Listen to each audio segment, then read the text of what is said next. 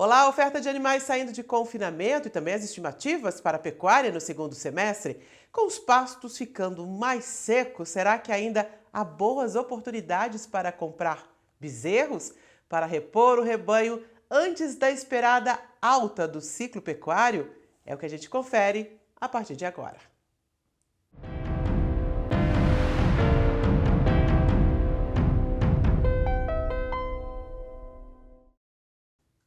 Começo de mês, entrada dos salários, era para o mercado estar mais aquecido, só que a indústria segue cautelosa nas compras porque deve se abastecer, receber cada vez mais animais que foram vendidos a termo.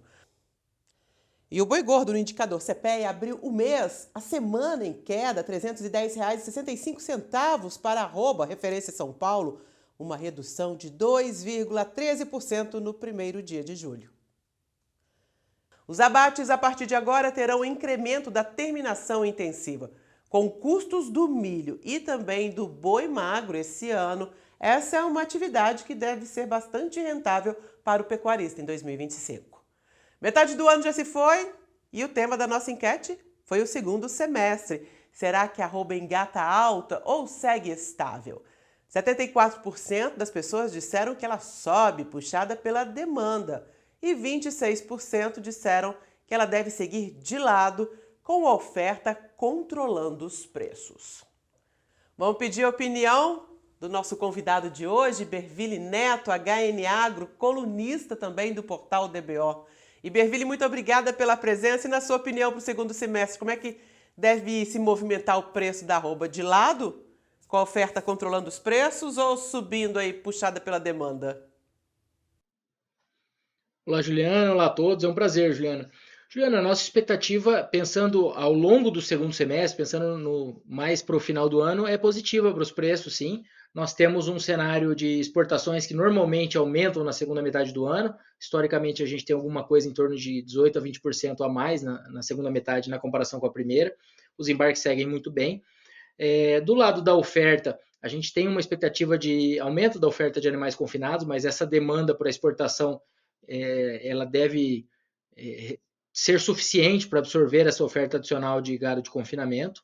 E do lado da demanda doméstica, a gente tem diversos pontos de cautela, mas se a oferta de gado no segundo semestre como um todo começar a diminuir na comparação anual como a gente espera, e a tendência é que, com um pouco menos de oferta no segundo semestre, na comparação com o segundo semestre de 2024, e exportações indo muito bem, a tendência é que a gente tenha menos carne para ser distribuída no mercado doméstico. E essa diminuição de disponibilidade interna permite que a gente coloque um pouco mais de preços ao longo da cadeia, incluindo o boi gordo, incluindo as carnes também, apesar do cenário econômico de muita cautela por questões fiscais e etc. Segundo semestre começando oficialmente, o novo mês começando, tem aquela estimativa de vendas melhores, porque tem entrada dos salários logo ali. Mas como é que você visualiza julho, principalmente em relação a essa demanda e essa oferta de animais de confinamento que começa a sair?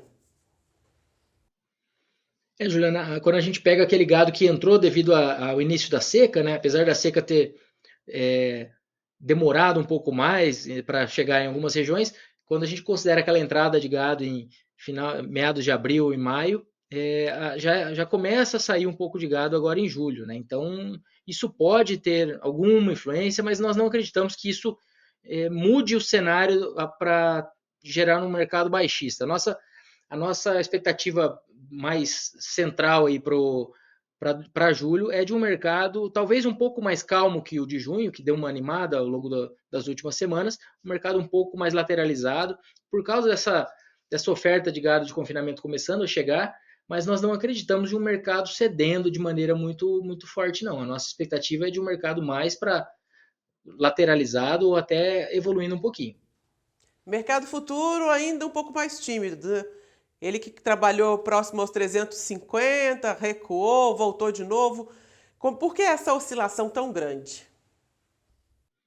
O mercado futuro ele tenta acertar ali ou prever esses preços e com todos os players envolvidos, né? Então ali tem gente travando o mercado, tem gente especulando, tem gente de todas as posições possíveis.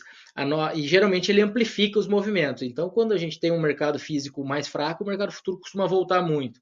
Quando a gente tem um mercado físico ganhando um pouco de força, às vezes o futuro vai antes e gera até boas oportunidades. Em 2025, nós não vimos nenhum momento no qual nós acreditamos que tenha sido uma oportunidade exuberante de trava. Por quê? Porque a nossa expectativa é de preços mais firmes e evoluindo no segundo semestre. Isso não quer dizer que o pecuarista não deva travar as cotações, mas na nossa leitura, esse é um ano para que o produtor que vai fazer alguma estratégia de hedge, e a sugestão para quem confina é que faça alguma estratégia, mas é uma sugestão para que ele trave preços mínimos, comprando uma opção de venda ou fazendo um termo com essas condições, com condições semelhantes, que faça com que ele possa aproveitar um mercado caso o mercado evolua mais, porque na nossa visão esse é um ano que o mercado pode ter uma surpresa positiva no segundo semestre. Eu não estou falando aqui dos 400 chegarem em 2025, não está no nosso radar isso, mas andar um tanto a mais do que o mercado futuro está apontando, a gente aqui na HN Agro acha bem razoável, sim. Geralmente, essa virada de ciclo tão esperada, a gente começa a ver primeiro no bezerro, né? Inclusive, o seu último artigo aqui no portal DBO foi sobre o ágio do bezerro em alta. O cenário ainda é positivo para compra? Ainda é positivo para compra? Isso, Juliana. Aí a gente tem que fazer algumas ponderações. Quando a gente fala do ágio do bezerro, cada produtor tem que avaliar aquele ágio dentro do seu sistema e o quanto ele consegue absorver esse ágio. Um bezerro mais leve, ele também permite que o ágio por arroba seja um pouco maior, porque ele vai ficar mais tempo na fazenda e o produtor consegue diluir esse ágio em mais arrobas engordadas frente às arrobas de reposição.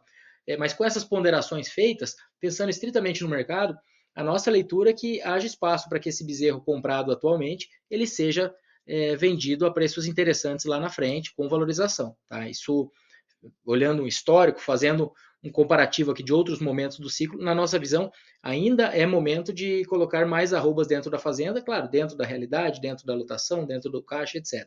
Mas é o momento ainda. A gente não está, na nossa visão, a gente não está perto daquele momento de pico de preços, que já vai ser um bezerro que vai ser comprado caro e vendido barato adiante. Na nossa leitura, a gente ainda está no começo do movimento de alta, então há espaço para que essas arrobas sejam colocadas dentro da fazenda sim. E aí é claro que a gente não está falando de chegar num leilão e pagar qualquer preço. A gente está falando de negócios bem feitos dentro da realidade do mercado. Na nossa visão, há espaço para que haja valorização sim. Mas o produtor também tem que avaliar e ele não pode precisar dessas valorizações ou de valorizações muito fortes para que a conta seja viável. Né? Ele tem que analisar ali dentro da sua realidade. Essa análise que a gente faz é pensando estritamente no mercado. O cenário mais provável, na nossa visão, é que a arroba do bezerro comprado seja vendida por preços melhores que os atuais. Pois é, a gente tem a época da desmama ali em março e abril, agora também tem essa época de seca, independentemente de ciclo, que são momentos interessantes para a compra de bezerro. A gente viu que a chuva se prolongou. Como é que está o ágio? Como é que está a relação de troca nesse caso? Ainda está interessante? Podemos ter oportunidades melhores ainda nas próximas semanas, quando o pasto secar realmente?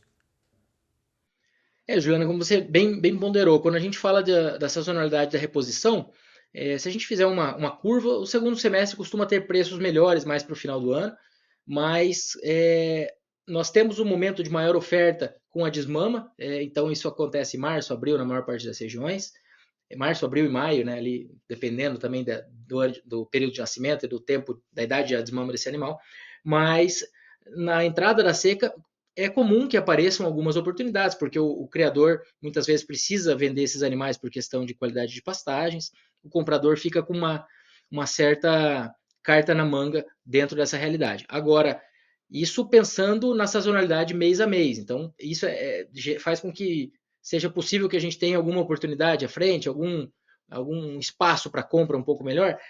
Agora, analisando sob a ótica do ciclo pecuário, sob a ótica de um mercado que nós acreditamos que haja menos bezerros para serem negociados em 25 do que houve em 2024. Então, sob essa ótica, pode ser um pouco arriscado ficar tentando esperar muitas oportunidades. Se o produtor tem espaço ali, tem possibilidade de repor, na nossa visão, como o cenário em geral deve ser positivo para a arroba do bezerro também, a gente acha que a nossa leitura é que haja espaço ou que seja interessante comprar essas arrobas sim. À medida que a expectativa é positiva para preços, salvo essa sazonalidade, essas oportunidades que aparecem regionalmente devido a uma seca, etc., e estruturalmente a gente acredita em preços subindo em segundo semestre e nos próximos anos. Então, uma indicação geral seria realmente comprar reposição. Iberville, vou abrir aqui a nossa sessão de perguntas, porque tem a ver com reposição, tem a ver com fêmeas.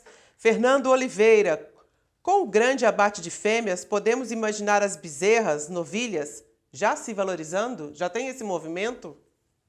A gente tem observado na maior parte das regiões, quando a gente fala de novilha, a gente tem uma correlação muito alta com os preços dos machos terminados, né? Então a gente tem realmente uma valorização aí de 30% a 40% das novilhas para abate na maior parte das regiões. E a tendência, na nossa visão, é que o diferencial macho e fêmea se aproxime nos próximos meses e anos, porque a tendência, devido à valorização do bezerro e devido à fase do ciclo pecuário, é que a gente tenha menos fêmeas indo para o gancho, menos fêmeas disponíveis para abate.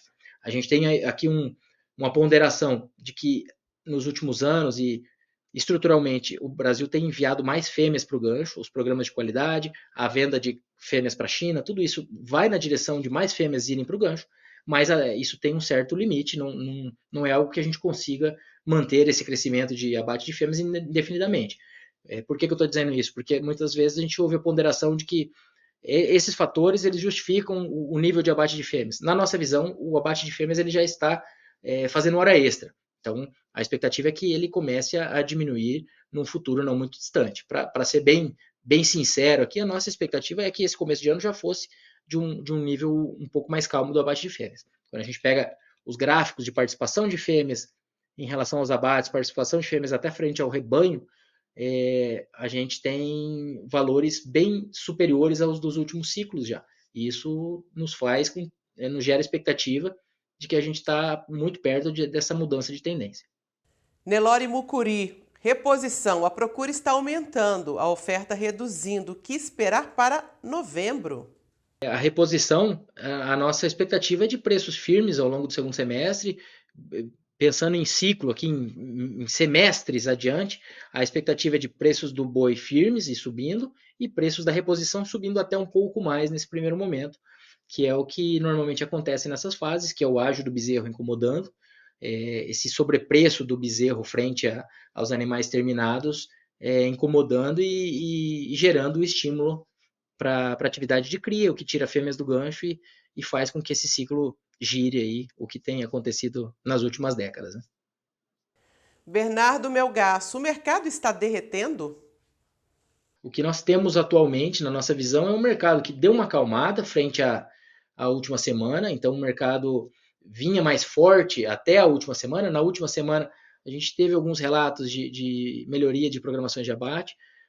Alguns locais isso aconteceu, alguns locais isso aconteceu de forma muito sutil ou nem aconteceu, e de maneira geral, o mercado deu uma acalmada na nossa visão. Ele não está derretendo, pelo menos no momento que a gente está gravando isso, desse vídeo aqui, nesse início de julho, nós não vemos o mercado com esse movimento de baixa mais forte. O que a gente vê são frigoríficos testando um pouco mais, alguns deles com programações um pouco mais confortáveis e dando uma testada no mercado. Mas a gente também está no início de mês, período de consumo melhor. Exportações seguem muito bem, as exportações preliminares de junho, elas estavam ali na casa de 12 mil toneladas, a gente só tinha tido uma média diária de 12 mil toneladas em 4 ocasiões na história, então se junho confirmou essa média diária, vai ser apenas o 5º mês com esse volume. Quando a gente fala de preço médio da carne bovina em dólares, em junho também, dos dados preliminares, ele vinha como o melhor preço desde o final de 2022, essa recuperação de preços em dólares também. O que a gente tem como contraponto, aí, pensando em mercado internacional, são a questão do câmbio, que devido à diminuição de força do dólar frente a diversas moedas, ela tem também sido sentida aqui no Brasil e o dólar tem perdido força. Né? Então, isso vai contra ou tira um pouco do gás, pode tirar um pouco do gás das exportações, mas ainda assim nós temos uma conjuntura global que favorece os nossos embarques e, na nossa visão, o câmbio precisaria voltar um tanto a mais para que as exportações comecem a ter um problema maior ou comecem a deixar de ser algo que a gente acredita que vai ajudar o mercado do boi. Iberville, te agradeço imensamente a presença aqui no Mercado Pecuário DBO mais uma vez. E tem muito mais análise do Iberville, você encontra lá no portal DBO, inclusive com gráficos mostrando aí como é que está o ágio do bezerro e para você entender melhor se compensa ainda investir nessa categoria. Fica o convite, né, para todo mundo ler sua coluna mensal. Essa análise, um pouco do que a gente falou aqui está lá, e agora, nos próximos dias, devemos ter outra análise saindo do forno também. Iberville, te agradeço imensamente a presença, muito obrigada, volte sempre. Obrigado, contem com a gente, um abraço. E você já sabe, entrando no nosso Instagram, no endereço que aparece aqui, @portal_DBO, você envia sua pergunta e eu vou em busca do especialista para te responder. E assim você ajuda a fazer o mercado pecuário DBO. Qual o tema que você quer ver aqui? Manda para mim. Eu agradeço a sua companhia e a gente se encontra.